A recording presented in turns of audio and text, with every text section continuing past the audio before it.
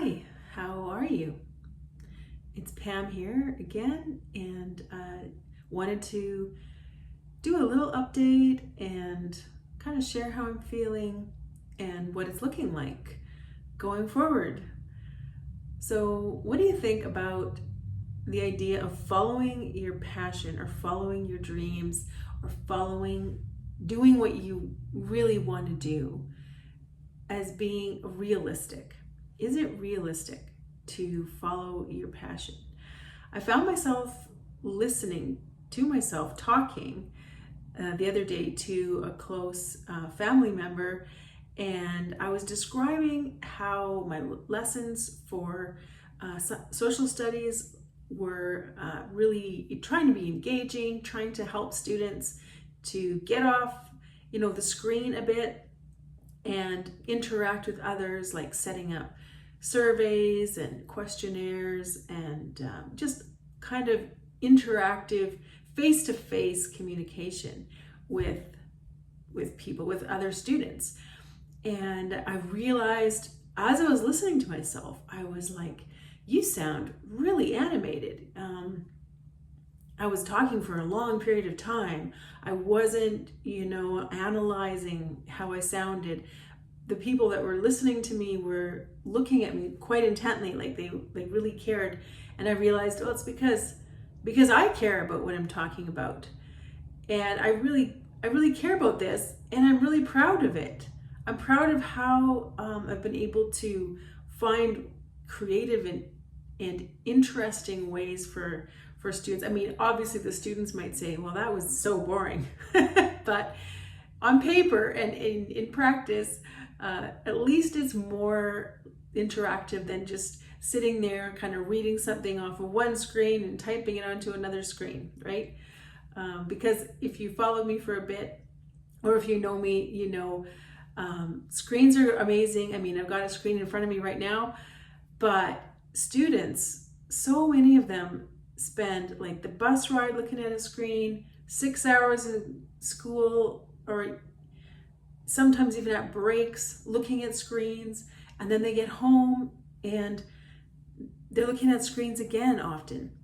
And so I think as educators, we have a responsibility to try and help students interact socially and learn how to speak, ask questions, and just engage. Anyway, all that besides the point, I just realized that I was really into this, and I kind of compared that to how I've been answering people's question about teaching piano lessons. And I realized that teaching piano lessons, I'm not as animated. I am kind of listless. And I think there's just a heaviness about it, because even though I can do a good job and I do enjoy many aspects of it, I enjoy the students, getting to know them, seeing them change and learn and grow, it's not really my first passion, right? I went to university and did a minor in music because I had studied so much music, but I never really ended up teaching music, just here and there. So anyway, just thinking about that and how we want to, or I want to be able to do what I really care about, and you want to do what you really care about too, I'm sure. But in life, so many times what we end up doing is just working for so many years at maybe what we don't enjoy, whether that's, dishes or like a 9 to 5, to try and find resources and time to do things that we do really want to do, like maybe going away for a weekend or going to a movie. I mean, people used to do that, right? Go to movies, things like that. And realizing that, at this point in my life, there's just some non-negotiables. Like, I can't bring myself anymore, I find, to do tasks that I really don't enjoy. I find that it gets harder and harder for me to do those things. I have to really find a motivation. I don't know about you, but just, do you ever struggle to just okay, I have to, clean this room, or I have to sort these clothes, or I need to make dinner, or, some job at work, task at work, and you're just kind of avoiding it. And, in the past, I think I could push through a lot of that more, and I'm finding now that it's just harder to do. So anyway, I think part of why I might be overthinking this, I've talked about these things quite a bit, is just that I am finding it harder to do things that I'm not excited about, that I don't find as much value in. And I think for piano, when the students find value in it and they're excited about it, obviously it's great. I can get excited about it too. But often piano students don't really want to be there. They don't have their books. They haven't practiced. Their parents forget, or they don't care, and you kind of feel a little bit taken for granted, right? Or taken advantage of in some ways. Not by everybody, but it just goes with the territory. And there's kind of a limit, I find, to what I'm kind of willing to put up with. Do you know what I mean? Do you ever feel like that, where you've just, things that you used to put up with, you just don't have the bandwidth anymore to deal with? Anyway, so kind of where I've settled right now is I'm doing a lot of exploring writing and what it means to be a writer. And I've known for so many years that what I really want to do is write. And creating the space to be able to write is hard. And right now, I have other obligations. I have to juggle things, right? Like you're constantly making decisions in life, and everything's a trade-off. And so in a perfect world, I'd just be in this pretty log cabin in the woods overlooking a lake or a beach or something, and I'd have a nice office, and I just take my coffee in there and have, unlimited hours to write. But that's not realistic. That's not reality, right? So that's the question. That's the thought. What is actually realistic? And at this point in my life, it's not realistic to kind of hope for that. And so I'm trying to juggle other things, right, to see.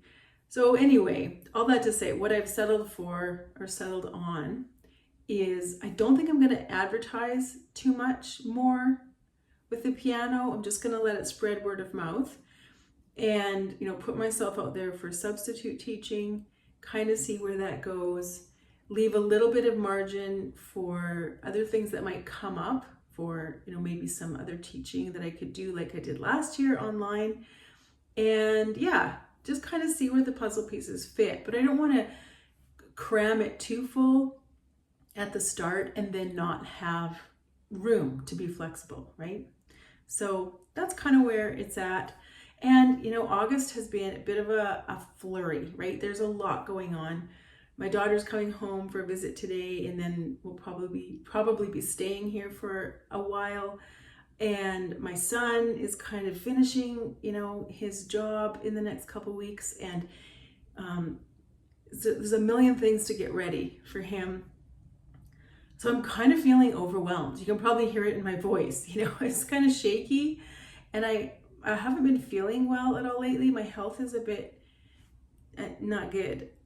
I don't know how else to put it. But just feeling a little overwhelmed.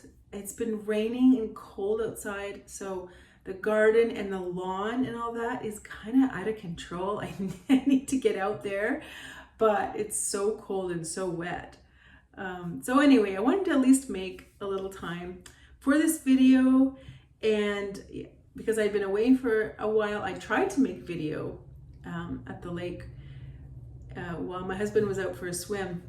I made a couple little videos while I was sitting on the warm sand.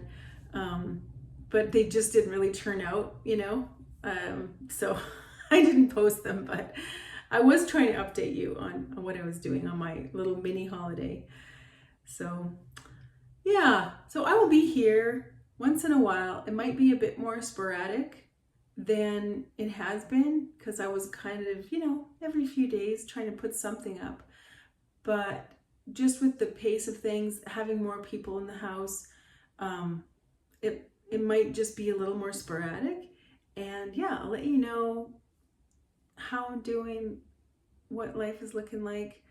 Lots of deep thoughts kind of brewing in my mind about, I don't know, things that I do really love and am really passionate about, like literature and classics and philosophy. And man, maybe I should just go back to school, right? That's the solution? No, I really had enough, I think, of that. And by school, I mean, go back to get another degree or study or become kind of like a lifelong student. So thanks for hanging out with me. Let me know if you want to comment on the idea of, is it realistic? I mean, is it realistic to do things that you love, pursue your passions, or even hobbies at the same time as making ends meet? Life is so much of a give and take and a trade-off. And some of us, we can find ourselves in a more free place. And for some people, it's more of a struggle. So I think it's important to find little ways where we can be excited about something every day.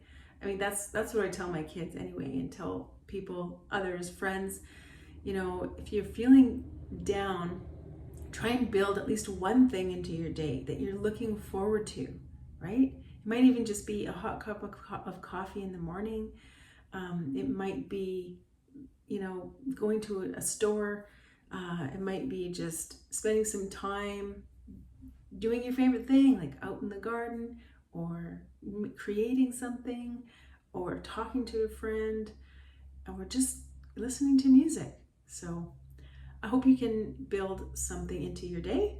And thank you for listening. And I'll let you know, how it's going. Okay. Take care. Bye-bye.